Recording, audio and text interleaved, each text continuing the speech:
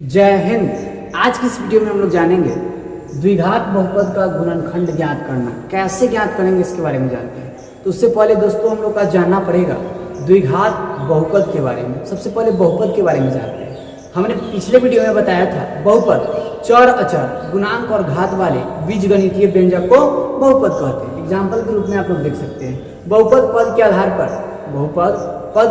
पर चार प्रकार के होते हैं। सबसे पहला जो पद है उसका नाम है एक पदी बहुपद, दूसरा पद है उसका नाम है द्विपदी बहुपद, तीसरा जो बहुपद है त्रिपदी बहुपद और चौथा बहुपद था उसका नाम था शून्य पदी बहुपद या शून्य बहुपद कह सकते हैं। उसी प्रकार से घात के आधार पर तीन प्रकार का। सबसे पहला बहुपद रैखिक बहुपद, दूसरा नंबर बहुपद जो था उसका नाम था द्विघात बहुपद और तीसरा नंबर जो बहुपद था उसका नाम है त्रिघात बहुपद। तो यहाँ पे हम लोग जानते हैं कि द्विघात बहुपद का गुणनखंड किस प्रकार से ज्ञात करेंगे। आते हैं द्विघात बहुपद। इसका स्टैंडर्ड फॉर्म भी होता है कि अगर पढ़ रहे हैं द्विघात बहुपद को तो इसके बारे में कुछ जानना जरूरी है।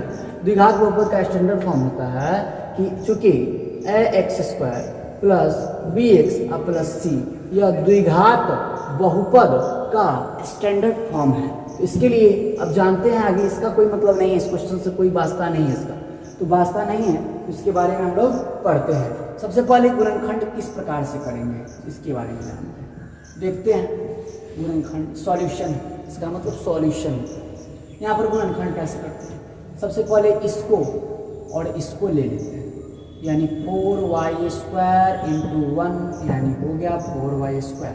गुना कर लेंगे इसको और इसको, यानी पीछे वाले पद को मध्य भाग को छोड़कर इसके बाएं भाग को और दाहिने भाग को लेकर गुना कर लेंगे, हो गया 4y² प्लस का, इसका प्लस का। अब बीच वाले पद को लेते हैं, बीच वाला पद है 4y।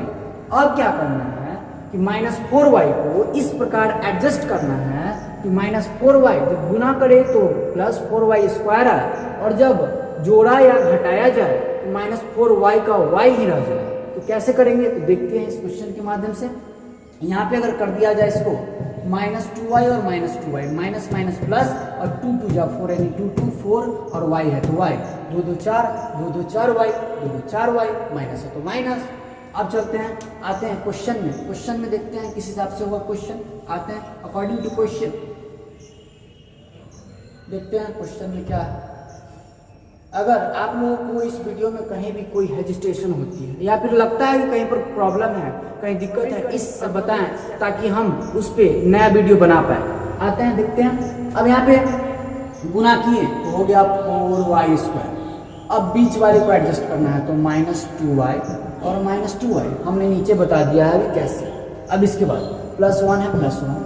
अब कॉमन लेने की प्रक्रिया है, कॉमन लेते हैं। कैसे कॉमन लेते हैं। कॉमन कहने का मतलब है, कॉमन एक इंग्लिश वर्ड है जिसका मतलब होता है हिंदी उभयनिष्ठ, जो दोनों में हो, जो दोनों के लिए। उभय मतलब दोनों, अनिष्ट मतलब निहित है, दोनों में है। आगे देखते हैं यहाँ पर 4y² -2y तो 2 2 जा 4 प्लस का इंटू माइनस माइनस प्लस। अब देखते हैं, अब देखिएगा, अब यहाँ पे है, यहाँ पे देखिए 2 के पहाड़ा में 2 भी आता है और 4 भी आता है, लेकिन 4 के पहाड़ा में ना सिर्फ 4 आएगा, 2 नहीं है, इसलिए 2 का पहाड़ा लेते हैं तो 2 ले लिए। क्या ले लिए 2 ले लिए, 2 लिए और y देखिए इसमें 2y इसमें है और इसमें 1y है, स्क्वायर है यहाँ पे आ गया है इसलिए 1 ले लिए। क्या है कि दोनों में होना चाहिए ना, इसलिए दोनों में 2 है और y है सिर्फ, y² नहीं है। तो देखिए यहाँ पे 4 में से 2 ले लिए तो 2 बच गया, 2 स्क्वायर था, y का स्क्वायर था तो y में से 1y हो गया तो 1y आ गया यहाँ पे। फिर यहाँ पर माइनस है तो माइनस 2y आ गया है बाहर, कुछ नहीं बचा है तो 1 होगा, क्योंकि किसी भी संख्या में 1 से गुना किया जाए, 1 से भाग किया जाए, कोई फर्क पड़ने वाला नहीं है। चलते हैं अब यहाँ पर कॉमन लेते हैं। अब यहाँ पर कुछ कॉमन नहीं है, -2y है, यहाँ पर 1 है, कोई कॉमन 1 नहीं है। इस कारण से अपने मन से 1 कॉमन लेते हैं। चाहे कुछ कॉमन रहे चाहे न रहे, कोई भी संख्या है, 4 है उसमें 1 से गुना कर दीजिए 4, 4 है उसमें 1 से भाग दीजिए 4, 1 है इसमें से x + x है, x + y है, दोनों में से 1 कॉमन ले लीजिए, क्योंकि कुछ कॉमन हो अथवा ना हो 1 कॉमन होता है। गुना में सबके साथ 1 और भाग में सबके साथ 1 रहता ही रहता है। आते हैं आगे बढ़ते हैं। इन विगत बातों पर भी ध्यान देंगे क्योंकि बेसिक अच्छा होना चाहिए, तब ज़्यादा मैथ समझने में सहूलियत होती है। आगे बढ़ते हैं। अब यहाँ पर -1 अगर कॉमन लेते हैं तो -1 कॉमन लेंगे तो हो जाएगा 2y और माइनस कॉमन लिया गया इसलिए -1 यानी माइनस माइनस प्लस और 1 हो जाएगा। अब यहाँ पर एक बार 2y और -1 को लिख देते हैं।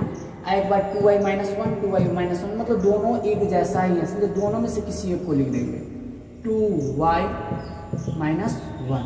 यही क्या हो गया आंसर। इस द्विघात बहुपद का यही गुणनखंड है। पुनः फिर इसी दोनों को गुना किया जाएगा तो यह आ जाएगा, यह बहुपद हमको प्राप्त होगा। आज की वीडियो में बस इतना ही। जय हिंद, जय भारत।